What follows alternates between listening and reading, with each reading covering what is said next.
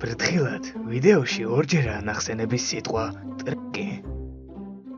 გამარჯობა, მე სკაუტკი ვარ და დიახ, ნარუტო ჩემი მეზობელია. ბალახი იზრდება, ჩიტები დაფრინავენ, მზე ანათებს, ხოლო მონოლიტელები კი ლოცულობენ. როცა ბურთი ვარდება, მერე ტივი ქვავდება, სახლი გაქირავდება და თავში აგივარდება, სწორედ მაშინ გამოვარდება გამოქლიავებული კონტროლიორი და ჩაგაცემენტებს ტუალეტიანად მიწაში. ცხოვრება ასეთია. ხოლო შენ თუ ჯერაც ვერ მიხვდი თუ რა თამაშისკენ მემყავს საქმე, ცოტა არ იყოს ნარუტოსგან გაქვს ცხოვრება ნასწავლი. სტალკერი ერთ-ერთი უძლიერესი თამაშია ძლიერ თამაშთა შორის. მართალია შეიძლება ძველმა ტექსტურამ უკან დაგახევინოს, მაგრამ თუ მართლა ასე მოხდება, იცოდე რომ დიდი შეცდომა დაუშვი. ეს ხო კაცო იგივეა რომ ისე სხვათა შორის ძალიან მომწონს მჟავე კიტრი. იმდენად რომ რო ეკითხათ მარილისთვის გასვლამდე რას შეჭამდიო, რა თქმა უნდა მჟავე კიტრს ავირჩევდი. ამიტომაც ქუჩაში თუ დამინახავთ, უახლოეს მაღაზიაში შევარდით, მჟავე კიტრი იყიდეთ და თავზე დამატებით. მაგარი იქნება. სტალკერი არის უკრაინული თამაში, ჯერჯერობით მისი 3 ნაწილია გამოშვებული, რომლებიც 1 წლის ინტერვალით გამოდიოდნენ. ახლა კი ყველა ელოდება ამ თამაშის მეორე ნაწილს, რომელიც ახლა უნდა გამოსულიყო, მაგრამ დიახ, ტრაკი სრული ამ სიტყვის მნიშვნელობით. თამაშის 3-ვე ნაწილი სიუჟეტურად არის ერთმანეთზე გადაბმული. ანუ დაახლოებით ერთი და იგივე დროს ხდება რა. ისევე როგორც ჩვენი ქართული პოლიციის 3-ვე ნაწილი. ისაა მაგარი რომ ერთი და იგივე ადგილას შეგიძლია ორ თამაშში მიხვიდე. და არა მარტო ადგილი, არამედ მთლიანი მაპები ფაქტობრივად ერთნაირია. თამაშთა ენის არ მცოდნეთათვის, map არის ინგლისური სიტყვა, ხოლო იგი რომ გადმოვთარგმნოთ, გადმოითარგმნება როგორც რუკა. ამ შემთხვევაში კი იგულისხმება ის გარემო, რომელშიც დავიარებით. გილოცავ, შენ ამ წამს ერუდირება აიმაღლე. ახლა კი განვაგრძოთ კომპიუტერულ თამაშზე საუბარი. თამაში დაგვანახებს სხვა რეალობა, სადაც ჩერნობილის კატასტროფის შემდეგ მეცნიერებმა დაიწყეს ექსპერიმენტები და მოაწყვეს მეორე კატასტროფა. ნუ რატომაც არა. ამან გამოიწვია ფიზიკური და მეტეოროლოგიური ცვლილებები და დააწყებინა ფლორასა და ფაუნას მუტირება. ანუ ზონაში ხდება უცნაური რაღაცეები დაახლოებით როგორც სილეონი ტვინში. გაჩნდა ადგილები, სადაც არის გადაჭარბებული რადიაცია და სხვადასხვა სახის ანომალიები, რომლებსაც შეუძლიათ ცუდღეს შეგაგდონ. არის ქარის, დენის, ცეცხლის და კიდე იქნება ალბათ რომელიმე სახის ანომალია. რა თქმა უნდა მე ვიცი, მაგრამ არ ვაპირებ რომ შენ დაგასპოილერო. გაიხარე.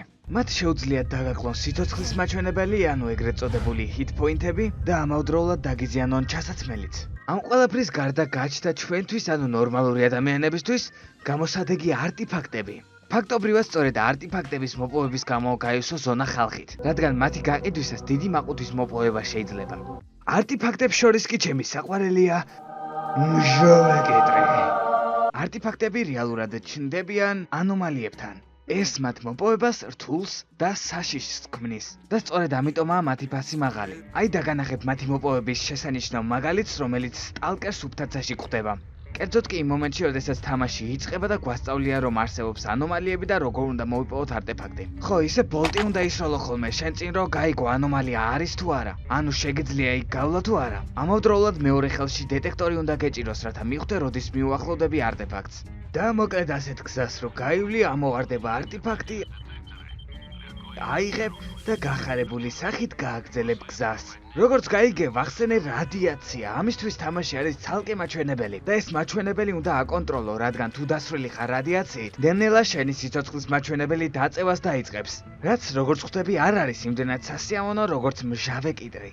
თამაში არის დაჯგუფებები, რომლებსაც სხვადასხვა მიზანი ამოძრავებთ. უმეტესად ყველასთან შეგიძლია დამეგობრება და შეიძლება მათი გუნდის წევრიც კი გახდე. პრიპიატის ძახილში მაგალითად თავიდანვე ორ დაჯგუფებას უძმაკაცდები. ეს ორი დაჯგუფება კი ერთმანეთს თუ შეხვდა გზაში სადმე, იციან ხოლმე ერთმანეთისთვის დაყრა. გეობა ისაა, რომ შენ ასეთ მომენტში არაფრის გაკეთება არ შეგიძლია. არ შეგიძლია რომ რომელიმე მხარეს მიეხმარო. რადგან ასე მეორე დაჯგუფებასთან გაიფუჭებს სახელს. ამიტომაც ასეთ მომენტში დებილი ვიდგიწევს დგომა და ამ ყველაფრისთვის ყურება. მერე კი, როდესაც უკვე ერთმანეთს ამოხოცავენ, რა თქმა უნდა, სინდისი თუ არ დაგიშლეს, შეგიძლია დამარცხებული დაჯგუფების წევრების მკვდარი სხეულები გაძარცვო. მოკლედ, თამაში გვაძლევს საკმაოდ თავისუფლებას. როგორც თქვი, შეგიძლია მოკლული მოწინააღმდეგეების გაძარცვა, მაგრამ მერე იმ ნივთებს რას უშვები? ეგენი შეგიძლია გაყიდო. მიღებული ფულით კიდე იარაღები და ჩასაცმელი გაიძლიერო. ან მაღაზიაში საერთოდ ახალი იყიდო. ისე პრიპიატის ძახილში ერთი მაგარი ხელოსანია, კარდანი ქვია რა. ტიპს არაყი უნდა მიცე იმისთვის, რომ რაღაცები დაგიაპგრეიდოს და ზედმეტად ბევრს თუ მიცე, მერე დაიძინებს. მაგარია. ასევე ერთი ჩამსექსავი ფაქტი ისაა, რომ ერთ იარაღს რამდენიმე სხვადასხვა ტიპის ტყუის სროლა შეუძლია, რომლებიც სხვადასხვა მიზნისთვისაა გათვლილი. მოცემული ფაქტი გვხვდება თამაშის სამივე ნაწილში. გიყვარს სკრიმერები, რადგან თამაში არის ერთი ასეთი მუტანტი სახელად სისხლის მსმელი, რომელსაც მსგავსი სიამოვნების მოწყობა შეუძლია. მაგრამ საქმე იცი რაშია? საქმე იმაშია, რომ არ მომწონს ყველანაირი მჟავეკიდრი და მართლა ძალიან იშვიათად მოხვდება ისეთი, რომელიც მართლა ჩამსექსავს. მონსტრების მოკლაზე განსაკუთრებული ყურადღება არის მიქცეული თამაშის მესამე ნაწილში, ანუ პრიპიატის ძახილში. იქ გიწერია თუ ყველაზე ძლიერი მუტანტი ვინ მოგიკლავს, ან საერთოდ რამდენი მოგიკლავს და ასე შემდეგ. ეგ რეალურად თამაშის სამივე ნაწილშია, მაგრამ მე პირადად ამ ნაწილმა მიმაქცევინა განსაკუთრებით ყურადღება მაგაზე. ამიტომაც ახლა ვთქვი, რამე პრობლემაა? სამივე თამაში არის თითქმის ერთი და იგივენაირი იარაღი, თუმცა სხვადასხვა ნაწილში სხვადასხვანაირად ვიგრძენი პირადად მე. ანუ ეს ყველაზე შენზეც კი ვრცელდება, რადგან ტრაკი. წარმოიდგინე, თამაში გამოშვებულია 2009 წელს.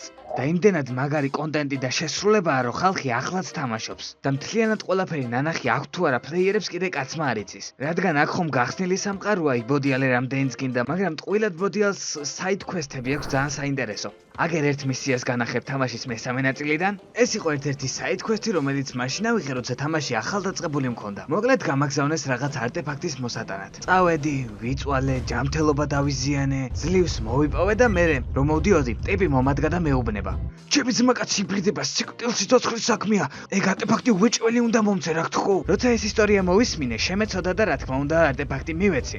არტეფაქტი როდესაც მიიღო კი გაიქცა. და მაინტერესა სად წავიდოდა და გავყევი. საბოლოოდ აღმოჩნდა, რომ ტიპმა მომატყუა და მასაც იგივე მისია ჰქონდა აღებული, რაც მე. ანუ თამაში იმას გვასწავლის, რომ ყველა მეორე შემხედრს არ უნდა ვენდოთ და ადამიანების ცნობა უნდა ვისწავლოთ იმის მაგივრად, რომ არავის ვენდოთ. რა თქმა უნდა, საუბარია ადამიანებზე და არა ქალებზე. მოკლედ ძალიან მაგარი შეგრძნებები მოაქვს მოცემულ თამაშს, თან არა მარტო შეგრძნება, არამედ ცხოვრებისეული განათლებაც.